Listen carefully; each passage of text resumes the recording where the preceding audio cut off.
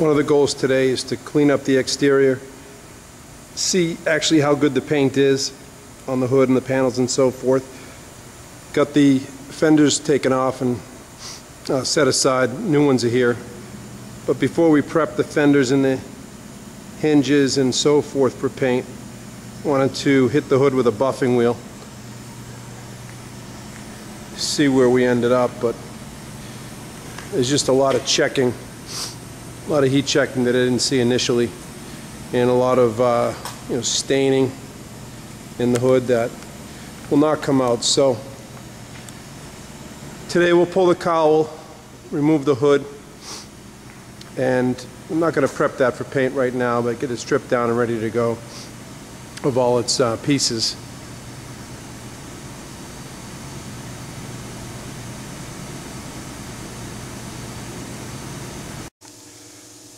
So I had a new set in the stock room of TRW cargo coils 782s. They're for the front of a 98 and older ZJ V8 with AC. Picked them up. I was going to put a 5.2 liter in one of these Jeeps that I had, a blown 4-cylinder. Ended up just getting a used 4-cylinder for that Jeep, so still have the ZJ sitting outside, but I'm going to try the springs out in this 2003 Sport. Got the front coils out of the Sport and the new ZJ coils right next to them. You can see they're about 2 inches longer. The coil looks about the same thickness, but the winding looks a little tighter. Whether that's the way the springs are supposed to be, or that's just the cargo coil aspect of it, but definitely give it a little bit of height. Looks like at least 2 inches, so that'll work out fine. Hopefully get 3 out of it. Hopefully we don't get more than 3. To start changing a lot of things. And here are the 2 front shocks out of my 2014 Sahara Unlimited that I had upgraded the suspension to the Rubicon shocks. And as you can see, they're slightly longer. Again, maybe 1.5 inches, 2 inches longer than the stock TJ shocks, laying side by side. I will have to get those mounts out of the bottom of the TJ shock and get them in the bottom of the JK shock before I install them, but I'm sure that can be done, and we'll get this installed soon. I got all the old suspension out, and I'm just going to hit all the rusty metal. It's been all cleaned up. The surface rust, I'll hit it with some rust inhibitor black paint. Well, I have it all wide open like this, might as well get a coat of something on there so it looks the part when it's done. Quick check-in on the progress before I get all the shocks and everything back in. Got the rear springs out and the front springs are now in the rear. Tight fit. They're probably going to lift a little bit higher than I'd like, but we'll get everything back together and drop it down. Loosened all the trailing arms, both sides, upper and lower, front and back, in order to get enough droop, even with the spring compressor, to sneak those springs in there. I use the tight coil that normally goes on the top of the front spring. I flipped it upside down and I use the tight coil on the bottom. It grips the centering pin pretty well, so hopefully there won't be any noise from these springs moving around.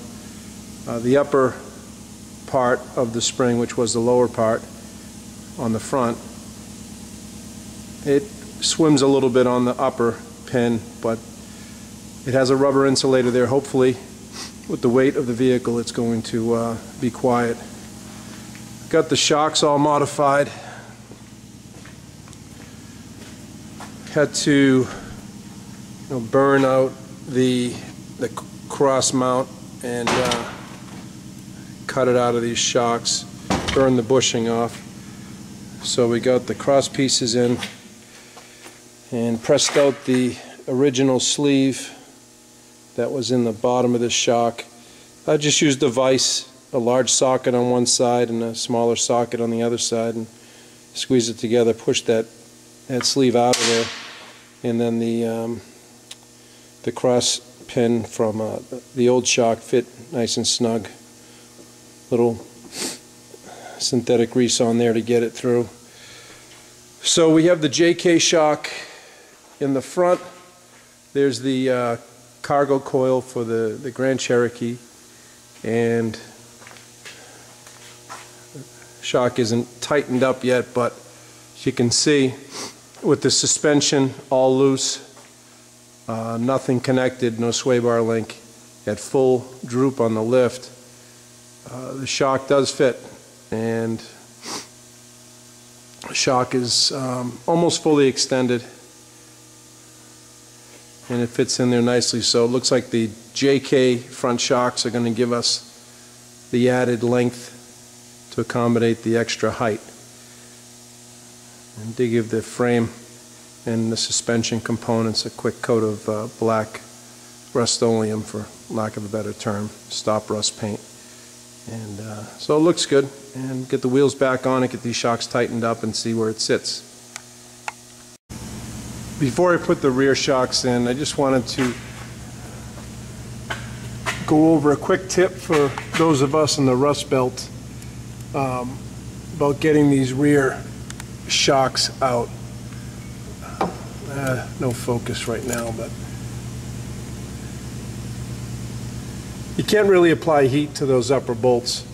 The nuts are captured on the top side of the cross member on the frame, and for obvious reasons, fuel tank, not a good place to apply heat, and it's very easy to, as a focus, very easy to snap those bolts in those two holes that hold the upper shock mount in.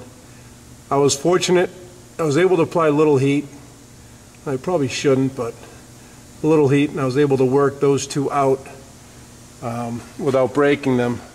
However, on the other side, I was getting a little gun shy with the heat, and I got the inboard one out, but the outboard one snapped.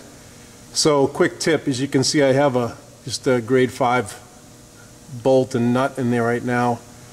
That captured nut on the back side of the frame up there, if you do break the bolt off in there, all you need is an air hammer with a fine chisel on it, or a good punch and a 3-pound hammer, and just bang up on the broken bolt, and that'll snap the captured nut off the top of the frame.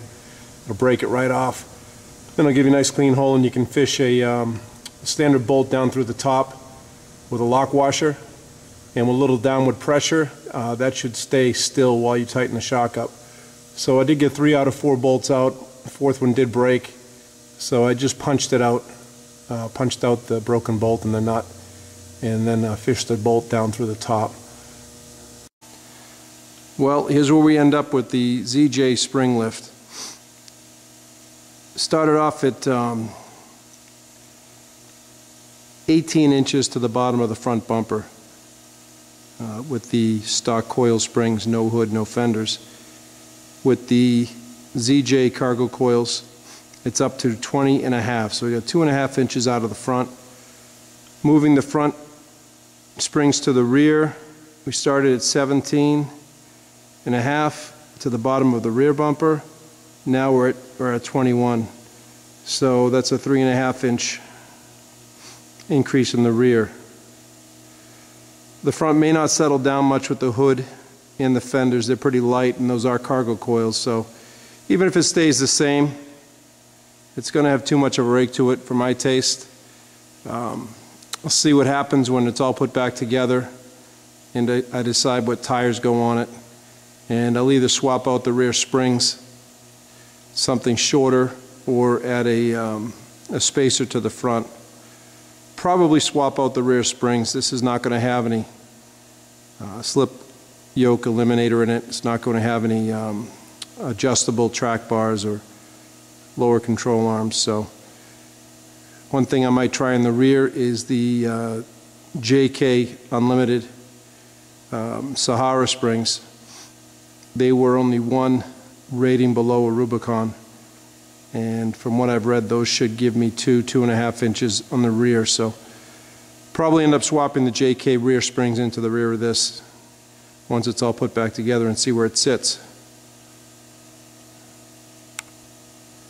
That's all for tonight, and next time we'll get some body work done, get the hood and fenders painted, hinges painted, and start putting this thing back together.